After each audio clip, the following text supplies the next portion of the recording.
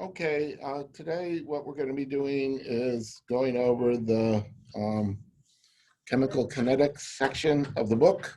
So basically what I'm going to do is give my typical lecture for it. If you have any questions, just come see me in my office. I'll be glad to explain it to you. And so what I'm going to do now is set up the screen, get it going, and if anyone has any questions, just email me or whatever. But mainly, this is going to be directed towards what you're going to do in class, in the lab, I mean. And so that's what the focus is going to be on. So basically, what I'm going to do now is start the PowerPoint and go over it about halfway. We'll take 2 days for this lecture. And so basically, I'll have covered the chapter by next week. So if you have any questions about any of how I handle it, just let me know and I'll be glad to help you, assist you with that. Okay, so go to the PowerPoint now. Now, chemical kinetics is all about the speed of reaction. So, sorry.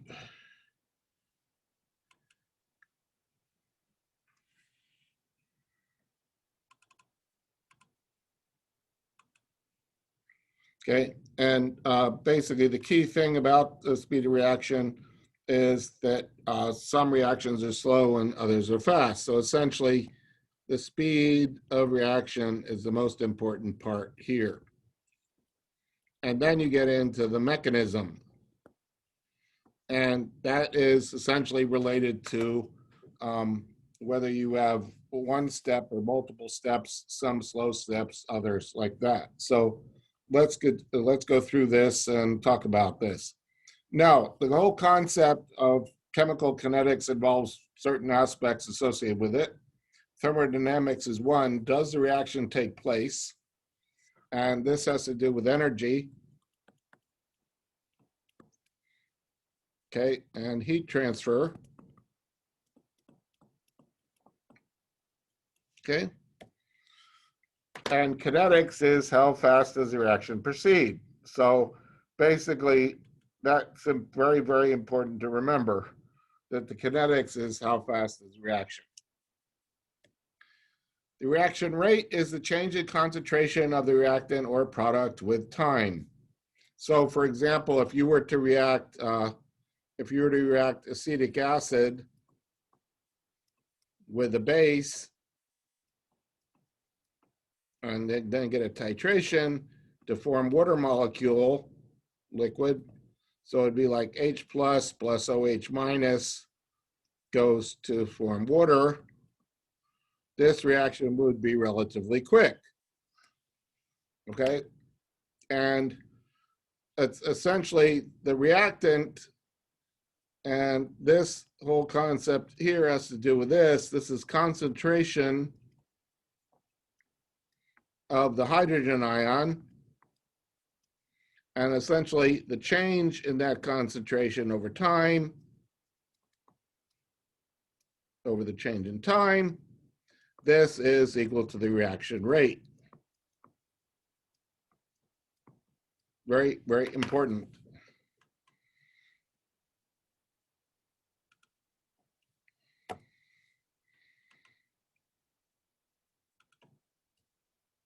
Okay, so basically the change in concentration of A related to time, and in this case it's negative because you have a decrease in the concentration of A to go to form B.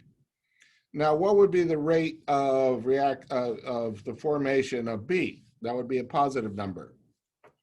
So this concentration goes down, this concentration goes up over a period of time associated with that.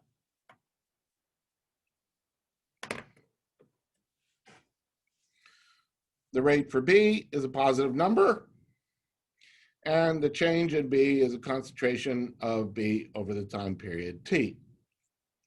Because A decreases with time, delta A is negative.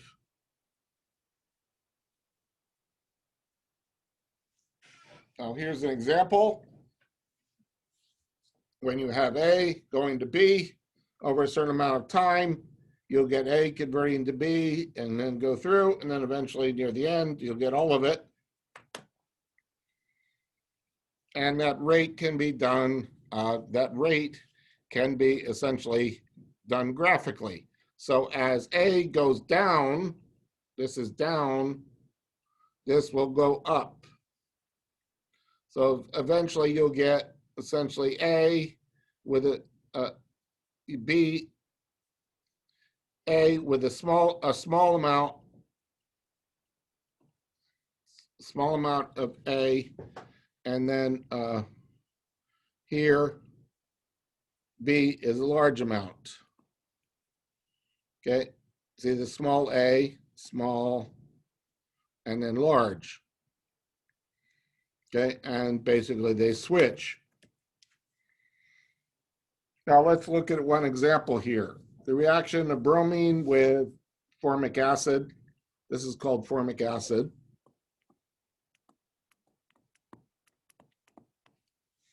Okay, gives bromide ion plus hydrogen ion plus carbon dioxide. You got a red-brown material reacting over time. It ends up becoming clear. So that's a typical experiment that you can do that. And if you shine light through it, you can use a detector to determine that and see what the decrease in absorption is due to this. And so you can essentially follow the different factors for each. And T1 will be less than T2 will be less than T3. And so essentially at time 3, there'll be less material in there, and so less absorbance. So that is essentially the function of an analytical instrument that you use to measure the change in concentration. And that's how things are done experimentally often. So if you look at this experiment here, going from time of 0 seconds and then all the way down to 4, you have a whole series of things related to that. And basically, the key thing to understand about that thing is essentially what you have is a kind of, as time goes by, the concentration of bromine gets less and less. And this is determined experimentally. So as the time goes that way, if you notice these numbers go down, and you can graph that curve on a line like that. And this is called the tangent. This is the tangent line. And this week in lab, you were using the device, the LabQuest device, to get the slope of that tangent at certain places. Well, in some respects, you use the slope of the tangents of the curve at these points to indicate the nature of the kinetic changes. So the average rate is a change in bromine concentration over time. And that will essentially be the bromine concentration final minus the initial, the T final minus initial.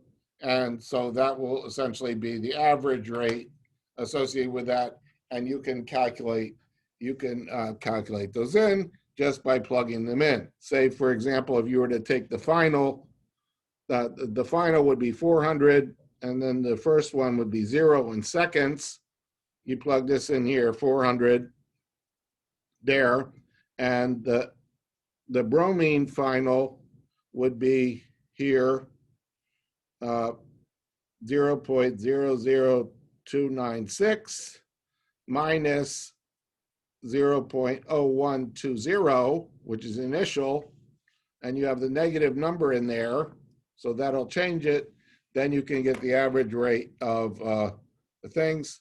And the instantaneous rate is a rate, and this is the tangent of the curve at that particular point. So this is where you bring in the tangent here.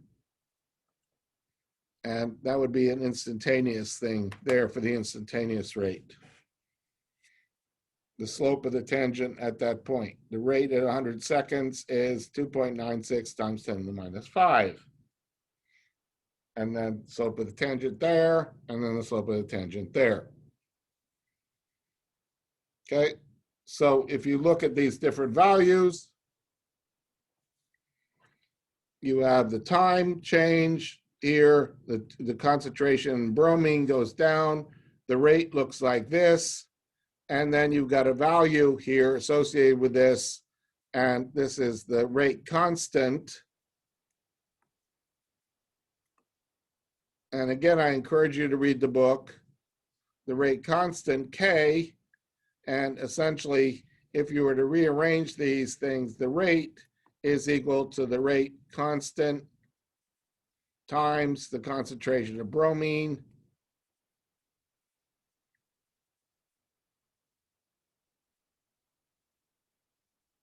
Okay, bromine 2 over time like this.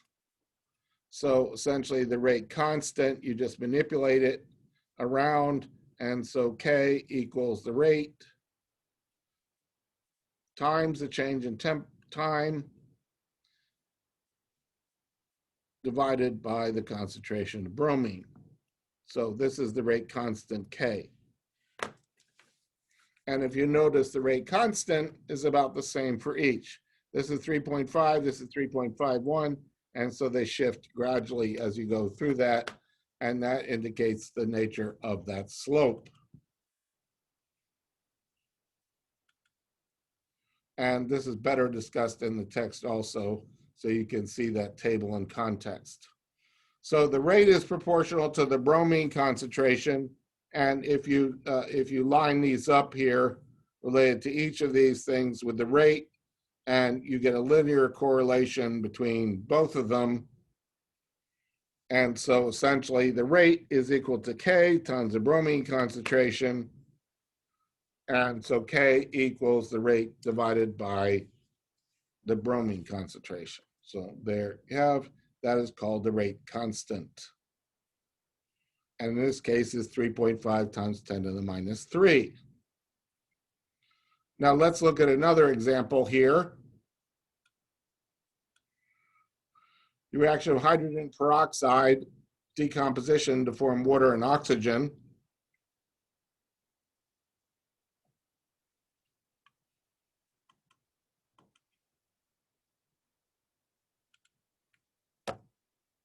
Okay, measuring the change in pressure over time here. Essentially, because essentially you have this aqueous, this is a gas. So basically you want to measure the pressure over time with that. PV equals nRT would be used because you got a pressure device there. You set up the equation like this. You have the concentration of oxygen, number of moles, and the volume, that's the concentration, times RT. And so the concentration of oxygen will equal 1 over RT times P. The rate is the change in oxygen concentration over time. So this will be going up. And that equals 1 over RT, change in pressure over time. And you can get that, based on this experiment, you can get experimental results that look like that. Reaction rates and stoichiometry. That's the next part. 2 moles of A disappear for every mole that's formed.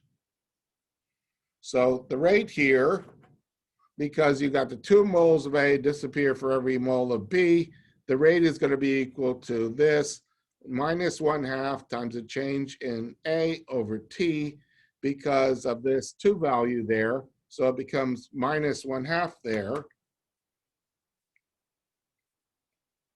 And the rate is also equal to the positive increase of B over time. So you set up the equation to look like this for another kind of equation. So you have the rate equals 1 over A times the concentration of A over time,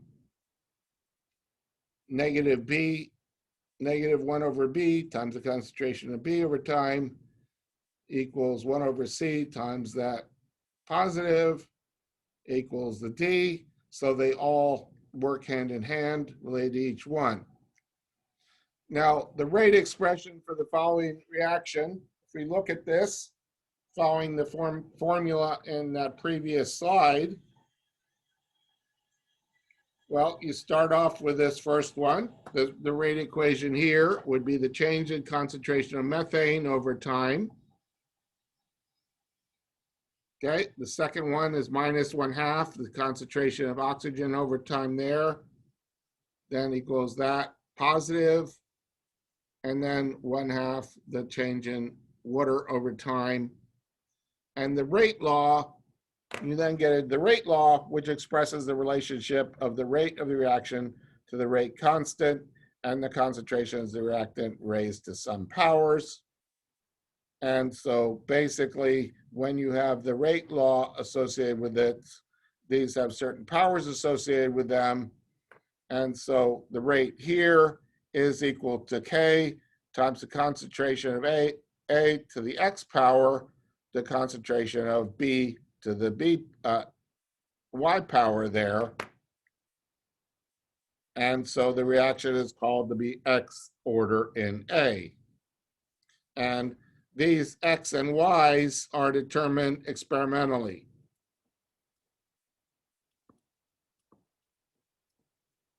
And they're all related to the, they are all related to the units, sorry, they're all related to the experimental conditions that you're dealing with and the specific reactions, depending on what they are. Okay. The reaction is overall is X plus Y order overall, like that. So let's look at one example here. And again, this is experimental results. This is an experiment to help explain it. Okay. And you could set up the equation like this based on the X and the Y. You don't know what those values are. And then you compare them between each to see how they change depending on the initial rate. So for example, if you double F with the concentration there of this constant, the rate will go up by a factor of 2. So this is times 2. So this is times 2. So what does that tell you about X? So X in this case will be equal to 1. Because if you put 2 times this one, this times 2, and this rate ends up being times 2, that X will be equal to 1 in those conditions. The rate doubles, X equals 1. And in the other condition, you keep the other one constant, and the rate goes up by 4 times. The initial rate goes up by 4 also. So you quadruple the chlorine dioxide with the fluorine constant, the weight quadruples, Y equals 1 also, so the rate is going to be equal to this, with this being 1 and that being 1. And again, this is determined experimentally.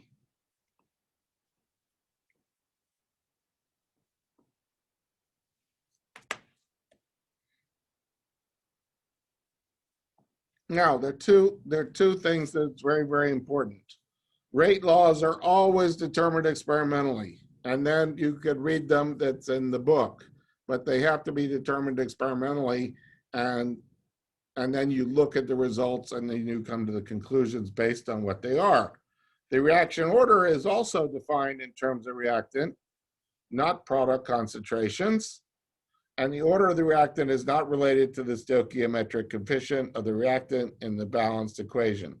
So sometimes it can be, other times it isn't, so it's not directly related to it. So for this example, you have this is equal to 1, and that's equal to 1 in those cases.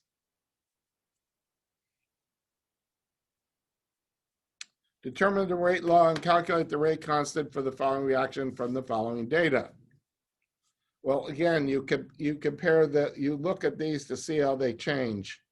For example, this stays the same, and this now is a half, and this is a half. Okay.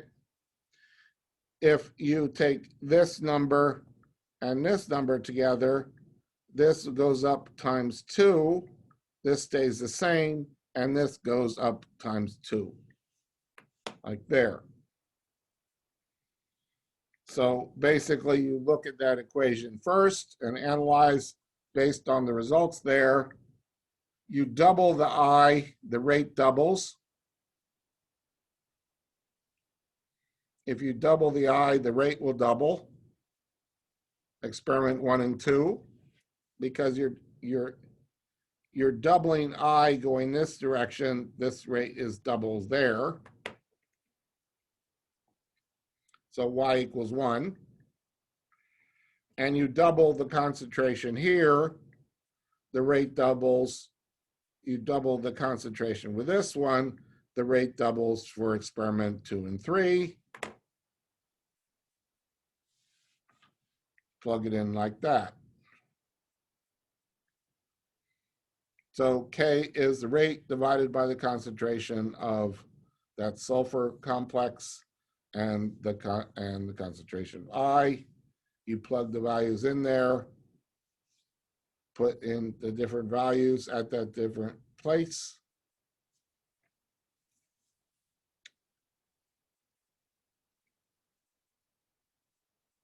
And then you get the K associated with it. Now, the first kind of reaction are called first order reactions, where if A go to the product, the rate is equal to that. And this X is going to be 1. So that's called the first order reaction. So K, the rate over A like that. 1 over S, or S minus 1 in this case. The change in A over time is equal to K times that. A is the concentration of A in brackets is the concentration of A at any time T. AO is the concentration at T0. So if you plug the values in there for first order reactions, they'll always look like this. So that is a formula you'll use. And again, this formula was determined experimentally with first order reactions.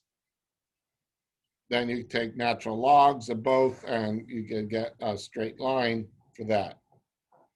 The graphical determination of this, you look at this experiment and basically put the values in there. The slope, M, is going to be the change in Y over X. You plug the values in there to get the change in Y. You determine M. M is going to be equal to negative K, the rate constant. And K is going to be equal to 5.7 times 10 to the minus 4 reciprocal seconds.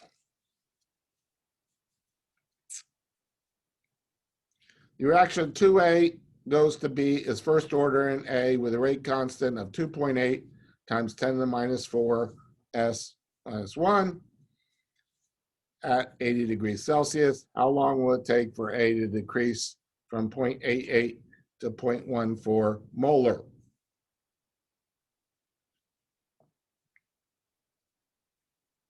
Well, you plug the values in there associated with this. You look at the initial concentration, which is given to you. Okay, the final concentration is that, 0.14. You plug the values in there.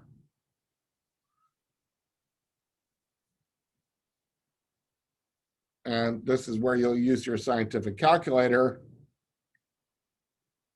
essentially, and then you get 6 seconds. So essentially, this would be essentially the calculation to get the time there. 66 seconds will take the rate to go down. With first order reaction, the T to the 1/2 is the time required for the concentration of reactant to decrease to half its initial concentration.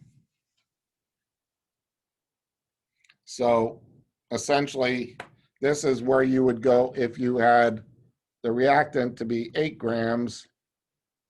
The amount going down to that would be 4 after a certain time.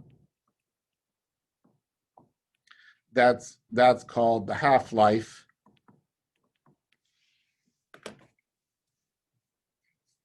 Okay, and so you look at these different values, t to the 1/2 when a is a to the o over 2. You take a natural log of them, log 2 over k, and log 2 is 0.693 for a first order reaction. And essentially that's easy to determine.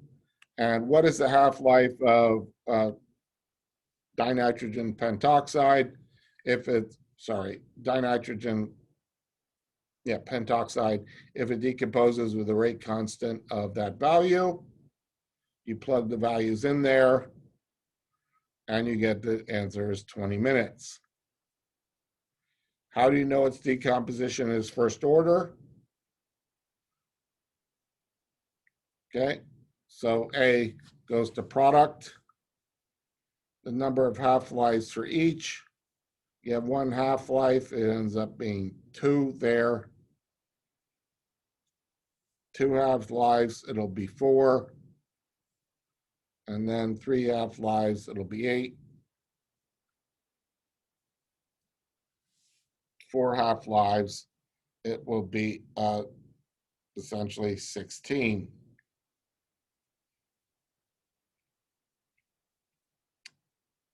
Okay. So that's a introduction to first order reactions. I'm going to stop the share now, and this is where essentially I'll stop for today.